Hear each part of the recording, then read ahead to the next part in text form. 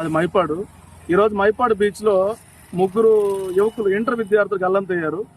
గల్లంతైన వెంటనే ప్రభుత్వ అధికారులు ఏదో హడావిడి చేయడం అయితేనే, పోలీసులు మెరైన్ సిబ్బంది హడావిడి చేసి వాళ్ళని ఇచ్చేయడం కాదు. అసలు ప్రమాదమే జరగకుండా ఎలాంటి చర్యలు తీసుకోవాలనేది ప్రభుత్వం దీని మీద దృష్టి సారించాలి. ఎందుకంటే జిల్లాలోనే మొదటి పర్యాటక కేంద్రం మైపాడు బీచ్.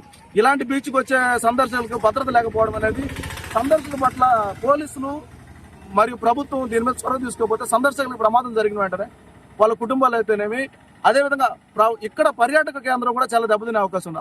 అది జరగకుండా ఉండడం లోకల్ గా ఉన్న కొంతమంది గజేతగాళ్ళని కూడా సందర్శకులు ఎక్కువ సందర్శన ఉండే రోజు వాళ్ళని తీసుకొచ్చి ఆ రోజు అక్కడ హైర్ చేసుకుని అయితే అక్కడ వాళ్ళని కొంతవరకు అక్కడ పెట్టుకోవడం, అదేవిధంగా వాచ్ టవర్స్ పెట్టుకోవడం, అవేర్నెస్ అనౌన్స్మెంట్ చేయడం, అదేవిధంగా డ్రింక్ చేసి లోపలికి వెళ్ళే వాళ్ళని లోపలికి వెళ్ళకుండా చూడడం, వీలైనంత వరకు అసలు డ్రింక్ చేసే వాళ్ళని లోపలికి పంపించకుండా అక్కడ బ్రిడ్జ్ ఒకటి ఉంది, ఆ బ్రిడ్జ్ దగ్గరే డ్రింక్ చేసే వాళ్ళని బాటిల్స్ కానీ ఇంకేదైనా ఉంటే అక్కడే కట్ చేసి అయితే 50% డ్రింక్ చేసిన వాళ్ళే ప్రమాదానికి గురయ్యే ఛాన్సెస్ ఎక్కువ ఉంటాయి. కాబట్టి డ్రింకింగ్ అనేది లోపలికి అలౌ చేయకుండా చూసుకుంటే ప్రభుత్వం 50% ప్రమాదాన్ని నివారించినట్టు అవుతుంది. అదేవిధంగా తెలుసో తెలియక కొంతమంది లోపలికి బీచ్ లోతుందనో లేదా ఇంకో ఆటల మీద పడి వెళ్ళిపోతారు.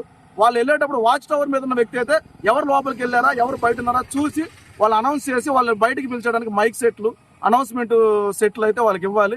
అదేవిధంగా మెరైన్ సిబ్బంది కావాల్సిన లైఫ్ జాకెట్లు అయితేనేమి, బోట్లు అయితేనేమి అన్ని కూడా ఇక్కడ ప్రొవైడ్ చేయాలి. ప్రమాదం జరిగినప్పుడు మెరైన్ సిబ్బంది అయినా ఈత మీద వెళ్ళి ఎంతసేపు తీసుకొస్తాడు, అతను కూడా ఏం చేయలేడు.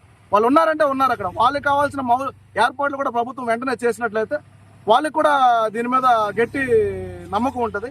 ఎవరు కూడా ప్రమాదం జరగకుండా, ఎలాంటి కుటుంబంలో ఇలాంటి విషాదాలు జరగకుండా ప్రభుత్వం చొరవ తీసుకుని ఈ బీచ్ మీద దృష్టి సారించి గట్టి భద్రత కల్పించాలని చెప్పి కోరుకుంటున్నాను.